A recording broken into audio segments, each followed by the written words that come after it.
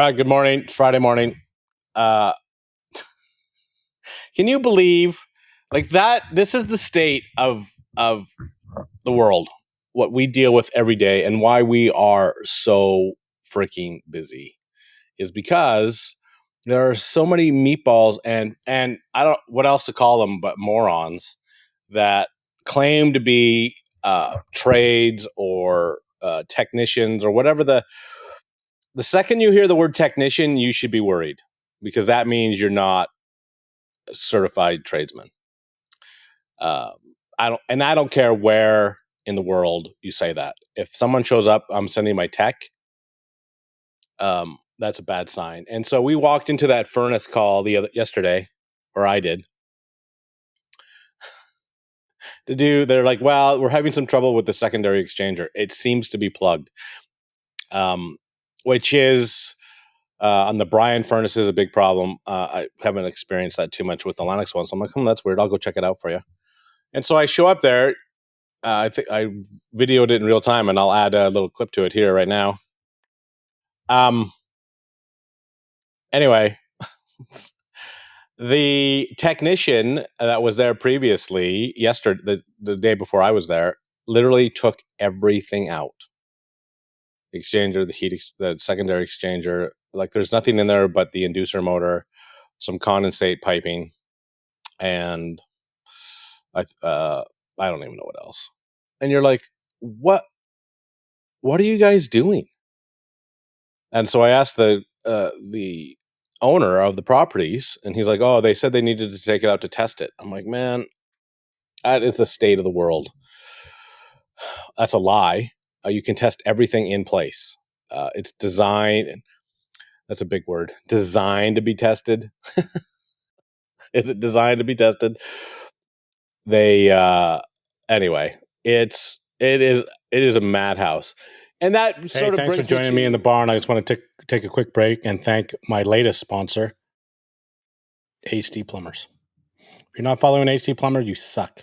And whatever you're sucking on, you should stop and go follow HD Plumbers. Why am I promoting HD Plumbers? Because they sent me swag, and it's my channel, and I'll do what I want. There was no monetary interactions that precipitated this sponsorship. Woo! It's a big word. Those are my thoughts, not yours. Suck it. If you don't like that it, that sort of brings me to the topic of today. I get lots of flack for the tone in which I speak on Instagram, here, everywhere else. I understand it is can be harsh, it can be direct, and sometimes it can be mean. That is not the intent. It is the best word, since people like to use words to in their favor. The best word I can think of for that is decisive. I am the oldest of 6 kids. Had a wonderful childhood, just an amazing father, an amazing mother.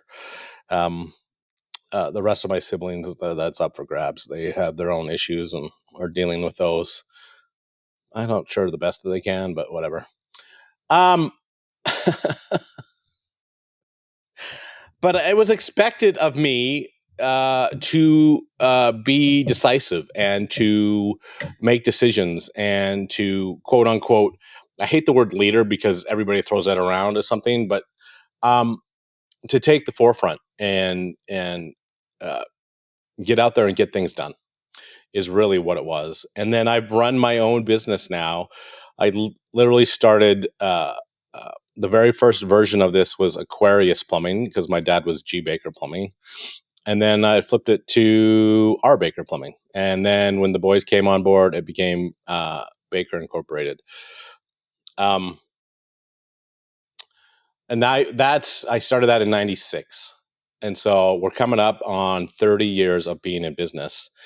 And I have said this before, and I do mean it. When you start your own business, I don't think it's too much of a stretch to say that you inherit a lot of enemies. You compete against everybody in your sort of geographical area. You compete with the government. The second you start a business, the government's like, right on, bro. Let's freaking go. Send us your money. Um, You compete with the wholesalers that expect their money in 15 days. You compete with the contractors that don't want to pay you for 60. And so in order to get things done and frankly to survive, you have to be decisive. There's no other way to put that. I don't know how anybody sort of survives in this world without being absolutely decisive and mean what you say and say what you mean. um, and then follow it up with action. And that has been a lesson that I've learned 10,000 times and has served me well. And so I would encourage anybody that is thinking about going into business that you make sure that you have the backbone and the fortitude and the bone marrow to deal with the problems that are, I promise you, are coming your way. Um, I wish you luck. And I just in the last 30 seconds here, I do remember making fun of my dad for sort of being a grumpy old man.